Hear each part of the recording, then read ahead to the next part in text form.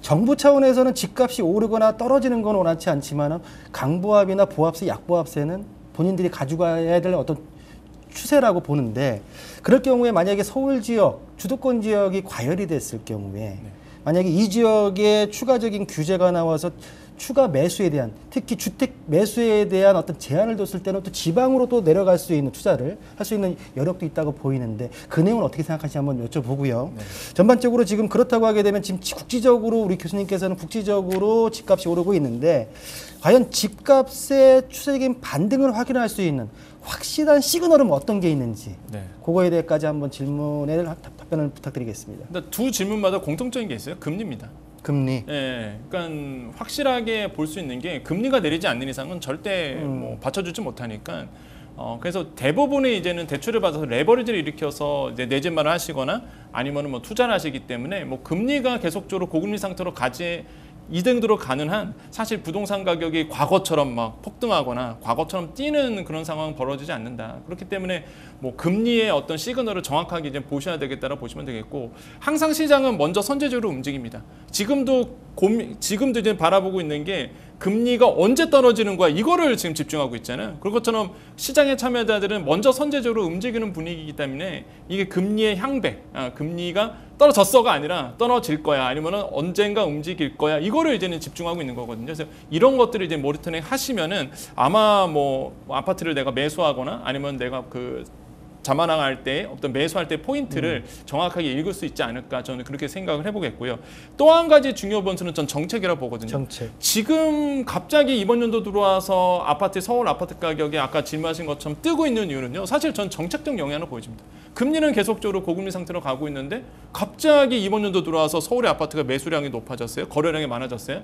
이거는 말 그대로 이제는 저평가되어 있는 지역에 대한 매수세가 들어간 건데 근데 그 매수세가 어디서 생겼느냐? 정책입니다. 결국에는 특례보금자리 튀어나오고 13대책 튀어나오면서 규제 다 풀어주죠. 그다음에 대출 용이하게 해주죠. DSR 같은 것도 어느 정도 유예해주죠. 뭐 DSR은 40% 계속 좀 묶어놓은 부분이 있겠지만 LTV, 뭐 DTI 다 풀어줬잖아요. 그러니까 이런 거를 봤을 때도 제가 봤을 때는 어떤 정책적인 영향들이 미치면서 실수요자들의 움직인 부분 이런 것들이 영향을 미쳤다. 그래서 저는 만약에 정부가 또 어떤 규제 완화를 갖고 나올지는 모르겠습니다. 지금 뭐 서울부동산에 또 인기가 많아졌던 것이 이미 아시겠지만 미분양 주택에 대해서 줍줍하는데 지방에 계신 분들 살 수 있도록 길을 열어줬잖아요. 그러니까 다 서울로 올 수밖에 없는 부분이거든요. 그래서 이런 어떤 정책적 영향도 크게 영향을 미칠 거다라고 저는 생각을 해봐요. 그래서 이런 두 포인트, 금리나 정책의 방향성 이런 것들을 유심히 보시면은 이번 연도에 대한 포인트, 이번 연도에 대한 어떤 그 중요한 시점에 대해서 내가 매수를 해야 될지 매도를 해야 될지 이런 시점을 알 수 있지 않을까 생각을 해봅니다.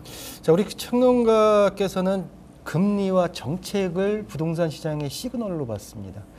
우리 교수님이 생각하는 추세 반등을 확인할 수 있는 지금 우리 그 교수님께서는 지금 방송 시작부터 지금까지 일관성 있게 앞으로 좀 더 하락할 것이다라고 의견을 지금 피고 계시는데 과연 그 의견에 있어서 반등할 수 있는 시점 그리고 어떤 추세 반등에 있어서 어떤 매수자들이 언제쯤 움직이는 게 어떤 시그널을 받고 움직이는 게 맞다 말씀해 주실 수 있을까요? 일단 아까 제가 2019년이 이제 코로나 발생하기 전에 이제 그 가격이고 문재인 정부 들어와가지고 주택 가격이 사실은 두 단계로 뛰었는데 그 첫 단계와 두 단계 그 가운데 있는 점이 2019년이라고 본다고 하면 일단 2019년도 수준까지는 저는 자연스럽게 떨어질 거다. 기준금리가 지금 3.5인데 이게 뭐 1%나 2%대로 떨어지지 않고 3.5로 가는 한 전반적으로 떨어질 거다. 그리고 아까 우리가 착각하면 안 되는 게 지금 올라가는 게 전월비거든요. 전월비로 0.02, 예, 0.5 올라간단 말이에요. 근데 전년 동월비로 보면 아직도 10%, 11%가 지금 적단 말이에요. 그러니까 무슨 이야기냐면 많이 떨어지다가 조금 덜 떨어지는 걸로 지금 올라오고 있는 상황, 이 신호를 가지고 대세가 지금 주택 가격이 올라가는 거라고 판단하고 무리하게 돈을 끌어서 이 주택을 사는 것은 매우 위험하다. 저는 그래서 아까 질문이 언제쯤 되면 확실하게 이게 이제 찍고 반등하는 그런 움직임으로 봐야 되냐. 앞으로 저는 1년 반 동안에 그런 기간은 저는 없을 거라고 보고 앞으로 1년 반, 2년 동안은 2019년 수준으로 이렇게 회귀를 하고 그 다음에 이제 경기가 좋아지거나 뭐 금리가 낮아지거나 하면 이제 본격적으로. 그러면은 그 지금 추세적 반등에 대한 시그널을 2019년도 가격까지 내려가면 예. 그때로 보면 될까요?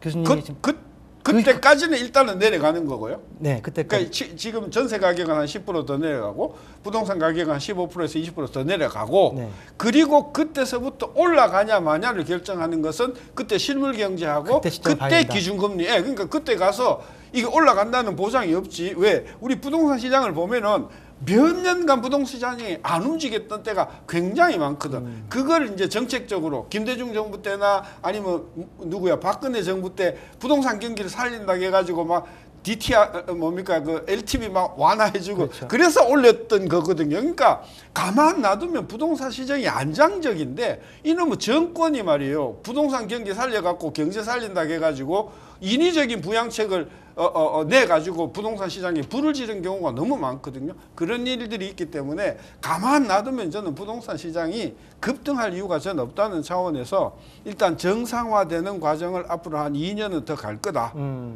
라고 봐야지. 이제부터 또 뭐 2018년, 19년, 20년도 부동산 가격이 오를 때가 다시 재현될 것 같이 우리가 언론에서 이야기하는 것은 진짜 혹세무민이다. 조심해야 된다고 보는 거죠.